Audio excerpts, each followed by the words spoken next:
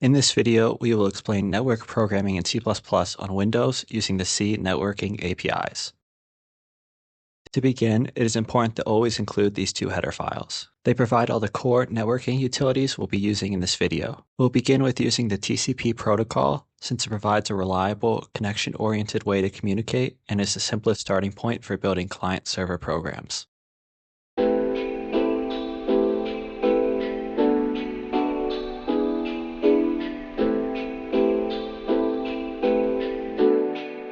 The first thing you do is call WSA startup because that initializes the Winsock library.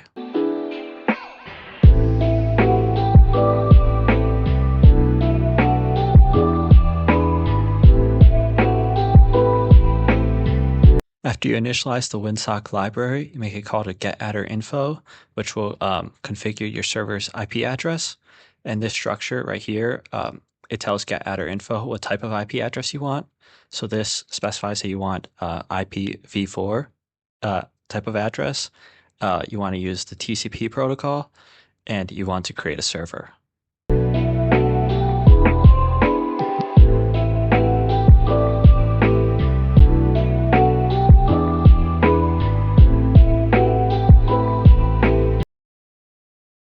After configuring your server's IP address, you create a server socket, which represents basically the listening phone for your server.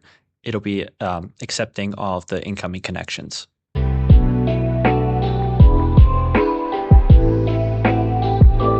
After you create your server socket, you bind it to your server's IP address so that your program knows where to listen for incoming connections. Next, you invoke listen on your server socket to listen for incoming connections. Next, you call accept to create a client socket.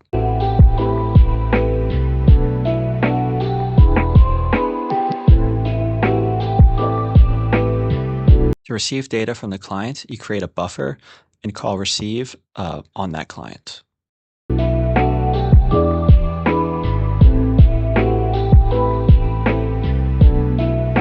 Receive returns the number of bytes received from the client.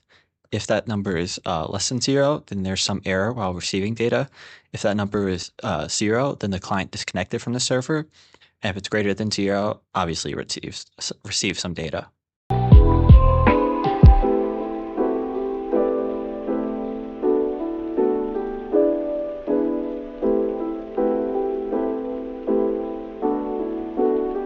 Similar to receive, send returns the number of bytes sent. Since we are using TCP, it is not guaranteed that all of the bytes will be sent in one call, so we use this loop to make sure that all of the bytes in this message are actually sent to the client.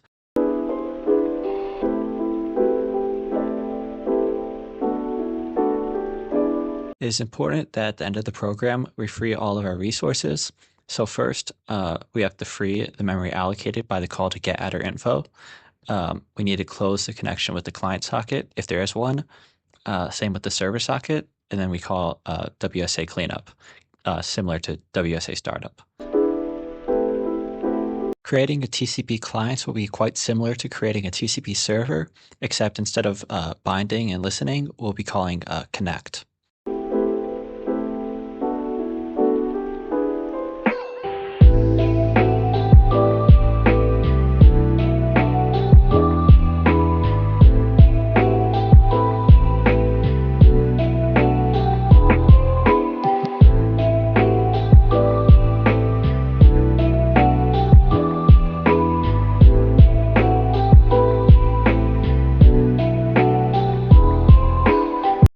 This should all look quite familiar to you from earlier. You initialize Winsock.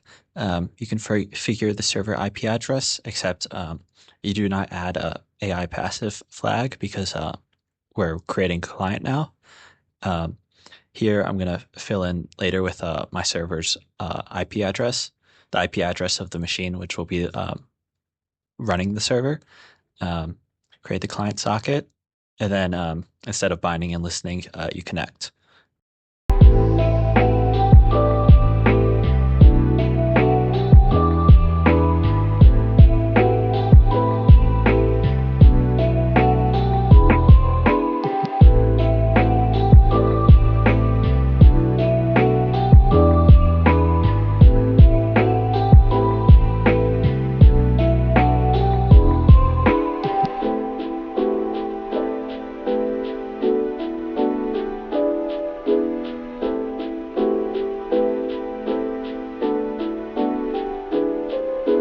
we're going to convert from using the TCP protocol to the UDP protocol.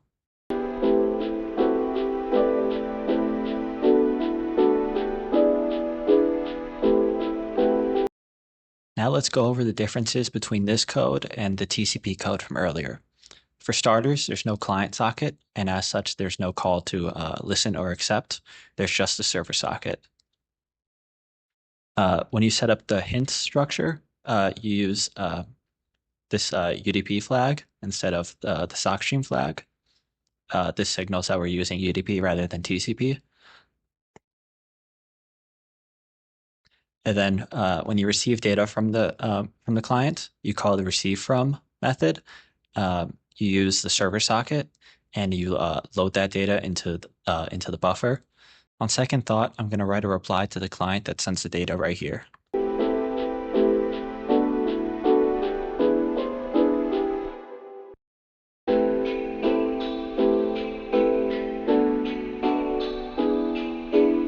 By using receive from, we're basically saying that we can receive data from anyone that wants to communicate with our server. We're not having to establish some sort of connection beforehand. And we can also save the information for the client that sent the data to us. And then we can use that to write a send to. And we just pass in the client information that we got from receive from. Now we're going to convert the client code from TCP to UDP as well.